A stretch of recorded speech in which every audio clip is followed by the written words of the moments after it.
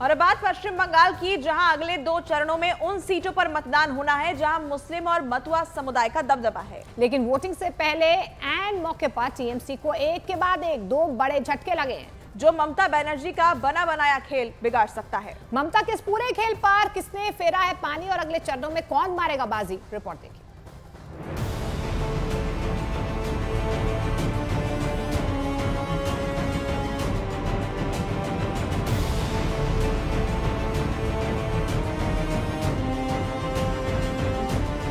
छठे चरण की वोटिंग से पहले ममता बनर्जी के एक बयान ने पश्चिम बंगाल में सियासी पारा हाई कर दिया।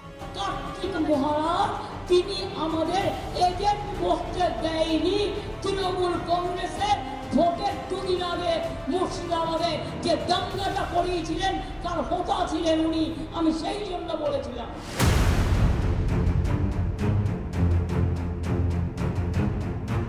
ममता बनर्जी पर जिस राजनीति के बीजेपी लगातार आरोप लगाती आई है, दीदी ने दुनिया के सामने उस आरोप को सच साबित कर दिया।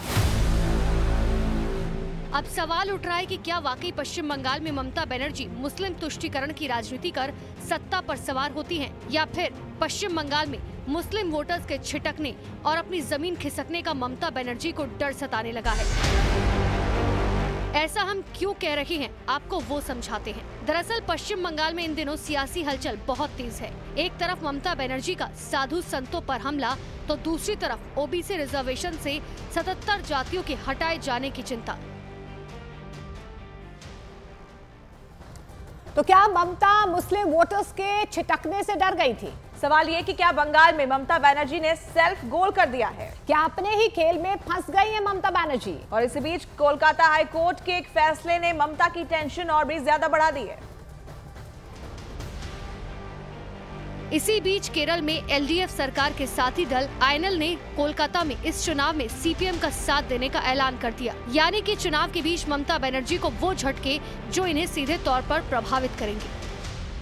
तो ममता बनर्जी जो है बाइनरी तैयार करी है कि अगर आपको बीजेपी को हराना है तो मुझे वोट देना पड़ेगा। तो लेकिन यहाँ पे लोग समझ गए हैं कि आप ये बात कर कर और कुछ करें नहीं काम। अभी आपने देखा होगा ओबीसी का सर्टिफिकेशन चला गया, हाई कोर्ट ने नोटिस दिया। तो अभी जो सच्चर कमेटी रिपोर्ट ने ये एक्सपोज कर लिया कि जो माइनॉरिटीज़ हैं उनकी आर्थिक स्थिति ओबीसी से भी बदतर है, ओबीसी और बैकवर्ड क्लासेस से भी बदतर है। तो इस जो हम लोग का जो एटमॉस्फेयर है, अगर आप ओबीसी स्टेटस हटा देंगे तो जो जॉब क्रिएशन है वो जो ऑलरेडी मार्जिनलाइज्ड है वो एकदम डार्क कॉर्नर में पुश हो जाएंगे।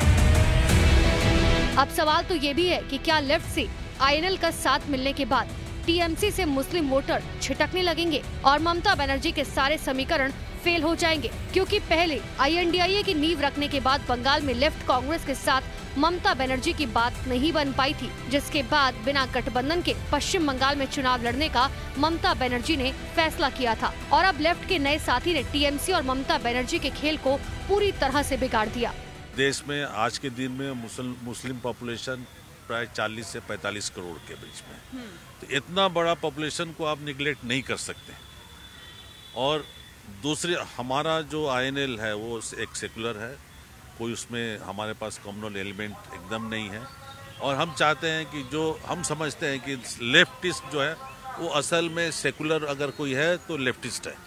देश में कांग्रेस हो चाहे तृणमूल हो, इनके एमपी बिकाऊ है, एमएलए इनकी बिकाऊ है, आप हमसे ज़्यादा जानती हैं मीडिया में। इसीलिए हम लोगों ने एक नेशनल पॉलिसी बनाई है। लास्ट मंथ हम लोग फरवरी महीना में चेन्नई में हमारा ऑल इंडिया मीटिंग था, जिसमें हम लोगों ने फैसला किया कि पूरे देश में हम लेफ्टिस्ट के साथ मिलकर इलेक्शन लड़ेंगे, पॉलिटिकल फाइट करेंगे।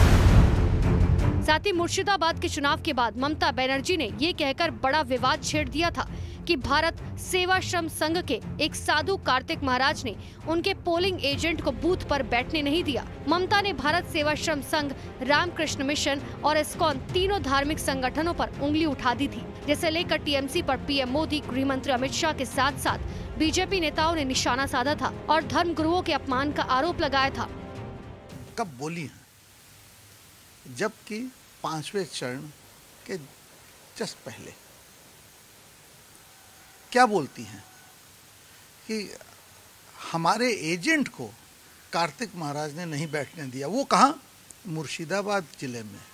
वो कौन सा जिला है जहाँ 2/3 जिनको ये बोलती है, मैं ये शब्द नहीं प्रयोग करता, हमारे दुधारू गाय हैं, वो जिला में उनके एजेंट नहीं बैठ पाए, तो उनको पता है इससे बड़ा धक्का क्या होगा। अब उसका ठिकरा वो कार्तिक महाराज के सर पे फोड़ना चाह रही थी।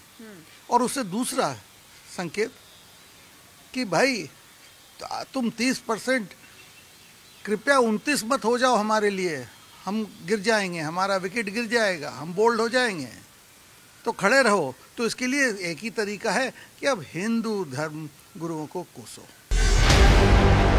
वहीं दूसरी तरफ कलकत्ता हाईकोर्ट ने एक बड़ा फैसला सुनाते हुए 2010 से 77 समुदाय को जो ओबीसी के सर्टिफिकेट बांटे गए थे उन्हें रद्द कर दिया, जिसके बाद सीएम ममता बनर्जी बगावत पर उतर आई। सीएम ममता अदालत का फैसला मानने को तैयार नहीं है। उन्होंने साफ शब्दों में कहा ओबीसी दर्जा रद्द करने और ओबीसी सर्टिफिकेट रद्द करने का अदालत का फैसला उनको मंजूर नहीं है।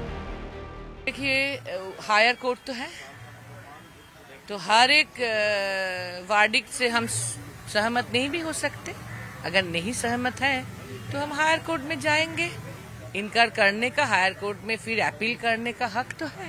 एक पार्टी का, हर एक संगठन का हक है, वो किसको सपोर्ट करेंगे, कुछ किसको नहीं करेंगे। तो हम सबको वेलकम करते हैं, करने दीजिए ना।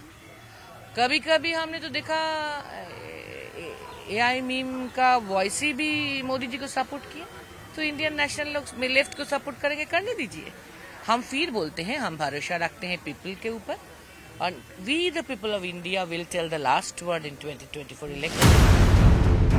अब लोकसभा चुनाव के आखिरी 2 चरणों में भी मुस्लिम आरक्षण का मुद्दा छाए रहने वाला है। टीएमसी चुनाव में मुस्लिम मतों को अपने पाले में करने की कोशिश कर रही थी। पार्टी की नजर खास तौर पर ऐसे राइट विंग पर थी जो न सिर्फ बीजेपी के खिलाफ हो बल्कि कांग्रेस और वाम दलों से विरोधाभास रखते हों। राज्य में लगभग 30% आबादी मुस्लिम है। इस समुदाय के वोट किसी पार्टी की संभावना को बना या बिगाड़ सकते हैं। कहते हैं पश्चिम बंगाल में मुस्लिम वोट एक प्रीमियम की तरह है और टीएमसी इसे पाने के लिए कोई भी कीमत चुकाने को तैयार है।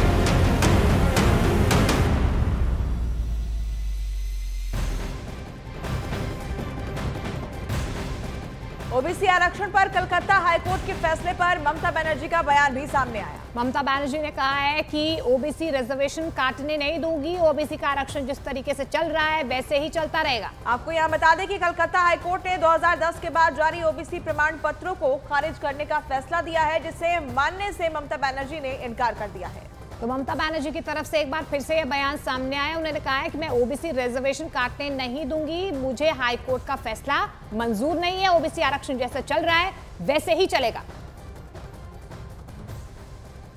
तो बड़ी खबर आपको बता दें, ममता बनर्जी ने एक बार फिर से ये बयान दे दिया है, ओबीसी आरक्षण जिस तरीके से चलता आ रहा है वैसे ही चलेगा। कलकत्ता हाईकोर्ट का जो फैसला है उस पर ममता ने ये कहा कि ये फैसला उन्हें मंजूर नहीं है। और इस पर आपको बता दें कि बीजेपी की तरफ से कहा गया कि ममता पर कोर्ट की अवमानना का केस चलना चाहिए। और दूसरी बार देखिए, ममता बनर्जी की तरफ से ये बयान दे दिया गया है ओबीसी आरक्षण को लेकर। उन्होंने एक बार फिर से रिपीट किया है कि ओबीसी आरक्षण को मैं काटने नहीं दूंगी और जिस तरीके से आरक्षण चलता आ रहा है वैसे ही आगे भी चलता रहेगा।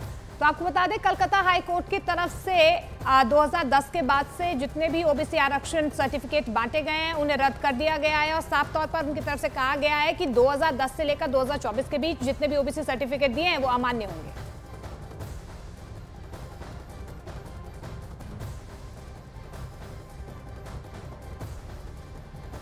तो पश्चिम बंगाल से ये बड़ी खबर आपको बता रहे हैं, ओबीसी आरक्षण को लेकर ममता बनर्जी ने एक बार फिर से क्लियर कर दिया है, जो हाईकोर्ट का फैसला है उसके खिलाफ है ममता बनर्जी। और उन्होंने फिर से साफ किया है कि ओबीसी आरक्षण जिस तरीके से चल रहा है वैसे भी चलता रहेगा।